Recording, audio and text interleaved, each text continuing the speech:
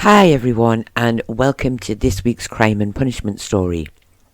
This week I am covering the story of James Watson and the murder of John Watson, no relation, which took place in Newcastle Upon Tyne in 1876. I hope you will find it interesting. But before we begin, can I just say, if you do enjoy this video, then please give it a thumbs up. And if you are new here or haven't already done so, then do please consider subscribing to the channel to help support the content we create. Thank you. And I would just like to also add that I do record these stories live, so I do sometimes make mistakes, which I always try to rectify. So I hope this does not spoil your enjoyment of the video. As is sometimes the case, the backstory of those involved is almost non-existent for this story, so the details will be quite basic. James Watson was said to be around 42 years old in 1876, so would have been born in around 1834. He was born in Cumberland, and his parents and other family members are unknown. He was described as being a powerfully built man, but also a man who was known to be quiet and steady. His job was described as being a mugger, which is a person who makes or sells pots. He was married to Margaret and was the brother-in-law of John Watson. John Watson, the victim, was estimated as being around 30 years old at the time of his death. His place of birth and other family members are unknown. He was also described as working as a mugger and was married to Sarah, who was the sister of James's wife.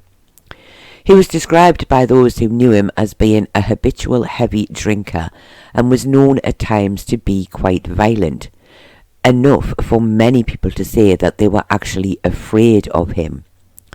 He had been arrested several times for being drunk and disorderly, and just prior to his death he had been in prison for a month for drinking and fighting. On the night of March the 4th, 1876, Elizabeth Miller was in her home at Stepney Row in Newcastle with her husband Jacob, Sarah Watson and James Watson when John Watson came into the house. He was in a very drunken state, and on entering he simply said, "Here I am again." Without warning, James Watson leapt from his seat and began to attack John. He knocked him to the ground and he kicked out at him several times. He then took hold of him and dragged him out of the house and into the passage and left him lying on the path outside. John's wife at first went over to look at her husband, but James told her to leave him where he was. Shortly after this, those who had been in the house at the time of the attack all came out, locked the door and went off in the direction of Newcastle town centre, none of them believing that John was badly hurt. After walking only a short distance, though, Elizabeth and her husband returned to see if John was still on the ground, and even though he was, they turned and left again, and it would be almost an hour later before any of them returned. At around 8:30 p.m, a man by the name of William McMullen decided to take John into his house. Here he gave him some warm tea and put him to bed. No doctor was called for, and William simply checked on John every now and then. William himself went to bed, and when he awoke at 7 a.m. the next morning and went to check on John, he found that he was dead. The police were sent for, and Superintendent Watson, who again is no relation, was told of the fight between John and James, and he went to the home of James Watson and arrested him on suspicion of having caused the death of John Watson. James made no reply to the charge and was taken to Ousburn police station. The inquest was held in Sheffield at Lowry's Hotel. No evidence was given as to who had identified the body of John Watson, but it is to be assumed that, as his wife was still alive, she may well have been the one who did this. Elizabeth Miller said she lived in Stepney Row in Newcastle and was at home on March the 4th with her husband Jacob, Sarah Watson and James Watson. She said they were not drinking, just talking, and at around 7 p.m. John Watson walked into the house. He said, "Here I am again," and she said almost immediately James jumped up and knocked him to the ground. She said he then began to kick him as he lay on the ground. She saw him then drawn into the passage and then onto some stone flags outside and leave him there. She said she did go outside and look at him, but then returned inside, followed by James. She said they all then decided to leave the house, stating that she did not think John was badly hurt. But she returned a few minutes later with her husband, and John was still on the ground. He wasn't moving, but they were afraid to move him into the house, as he was a violent man and had assaulted her husband the night before, when he had actually struck him, even though there had been a policeman there at the time. So because of this, they went away again and left him where he was. She said when they returned, just after 8 p.m, a lady was bathing his face with water, and so they left him in her care and went inside. She did not see him again until the following morning, when she had been told that he had died. When asked, she said John was a drunken, quarrelsome man who frequently fought with others. She said he had been living briefly with them at their home with his wife Sarah, who was her husband's sister. He had come home at 9:30 a.m. on March the 4th and gone to his bed as he was drunk. He got up again around 12, and he was still quite drunk. He left the house just after this, and she said she did not see him again until he returned around 7 p.m. Elizabeth Young said she lived at Pottery Bank. She said she was passing Stepney Row on the night of March the 4th when she saw a man who she knew to be James Watson kicking and dragging another man outside and onto the pavement. This man she knew to be John Watson. She said she saw James throw his hat out after him. She said she did not go closer, but she knew it was those men as she had known them both for several years. She said she passed again later and saw a woman bathing the face of John Watson, but she said she again did not go over and went on her way. When asked, Elizabeth said James was a quiet, steady man and she did not know him to be a drinker. But she said that John was not that quarrelsome in her opinion. She had seen him tipsy but never drunk and had never seen him fight with anyone. Jacob Miller said he had been in his house on March the 4th when John came in. He gave the same evidence as his wife regarding the fight between John and James. He said the night before John had attacked him and he had ordered him out of his house. He said both he and his wife were afraid of John because of his drunken and often violent behaviour.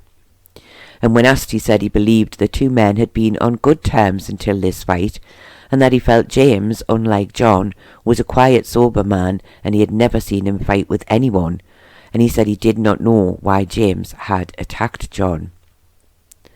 Sarah Watson said John was her husband. She said she had been present when James had fought with him, but she did not see him kick her husband.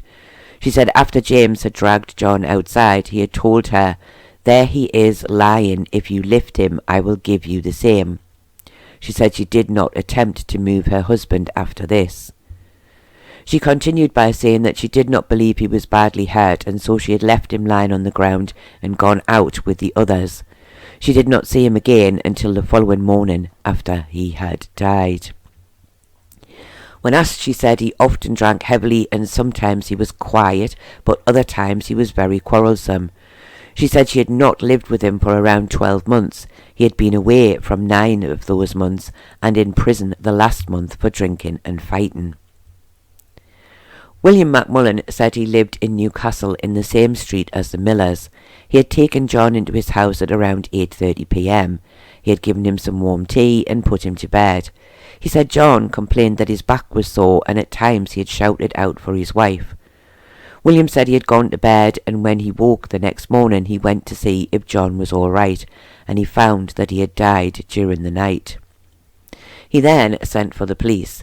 He did not explain why he had not sent for a doctor when he had first brought John into his house.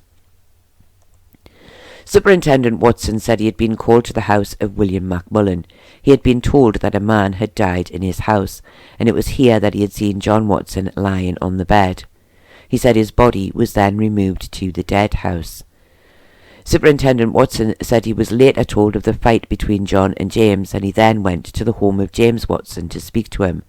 He said he charged James with the murder of John Watson, and James did not reply, and he was then taken to the police station.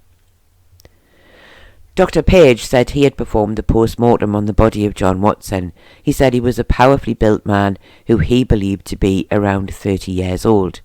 He said externally there were signs of violence on the body, various bruises and other marks, and internally he found a great deal of blood, but he was not able to determine where the blood had come from, and he said he believed it to be from a small blood vessel rather than a large one, and in his opinion this blood loss had been his cause of death.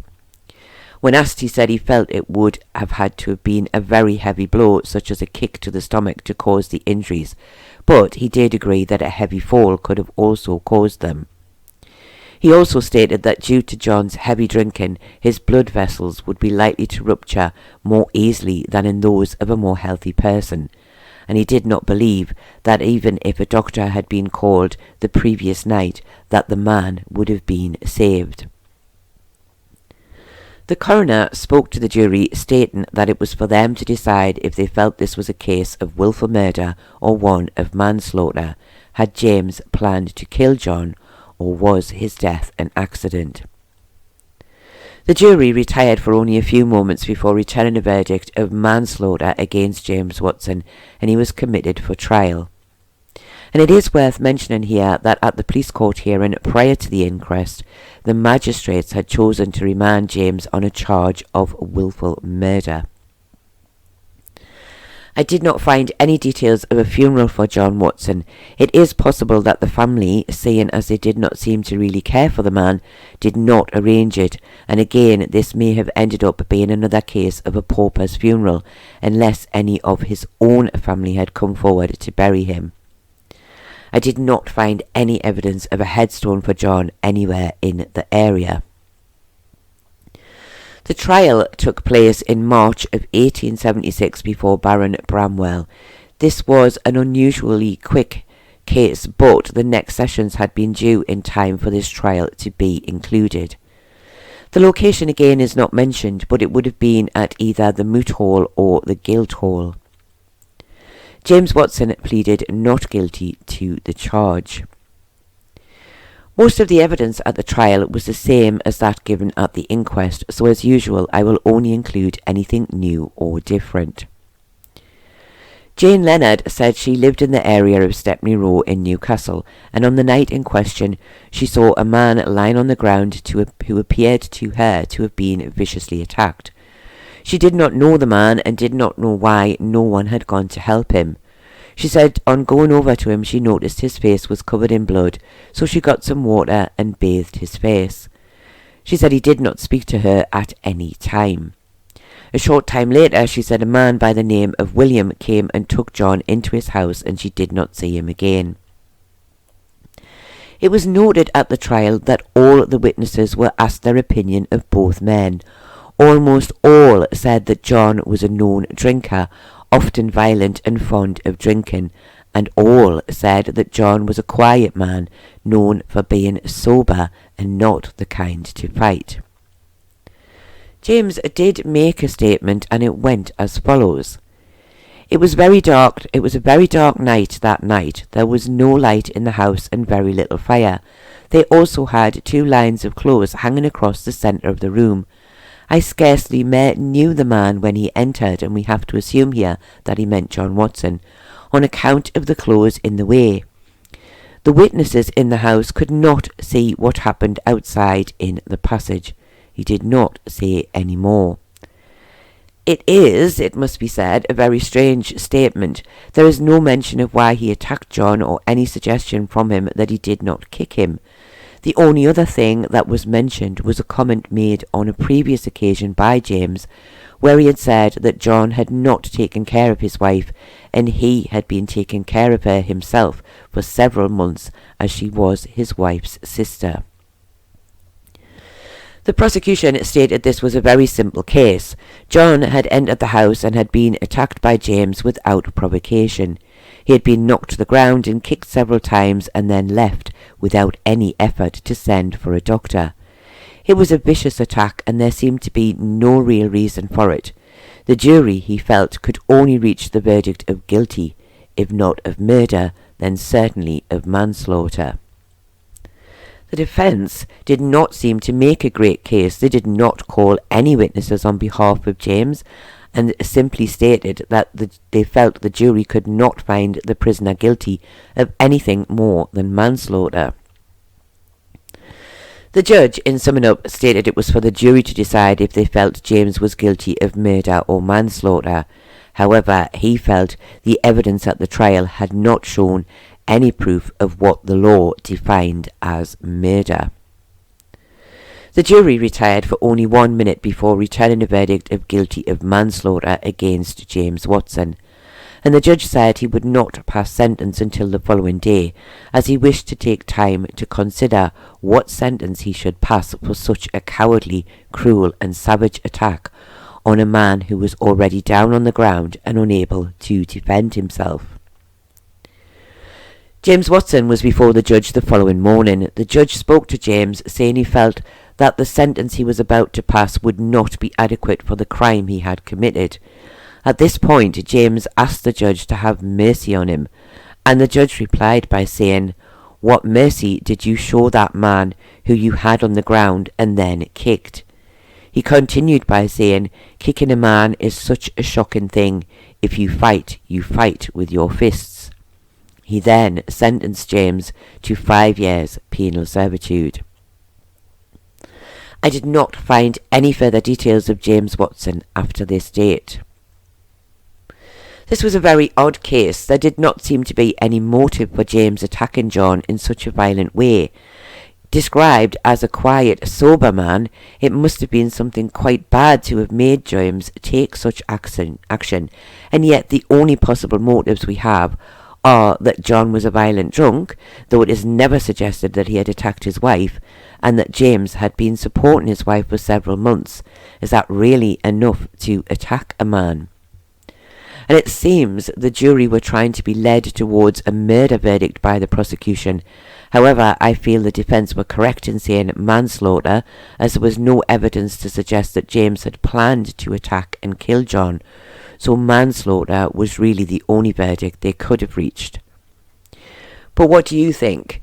Why do you think James decided to attack John? Was it just because he didn't like him, or because he felt put out at having to look after his own wife and her sister? Do you think manslaughter was the right verdict, or should it have been murder? Do let me know your thoughts in the comments below. I do hope that you have found this sad and tragic story interesting, and I do thank you all very much for watching, and I do hope to see you all again very soon.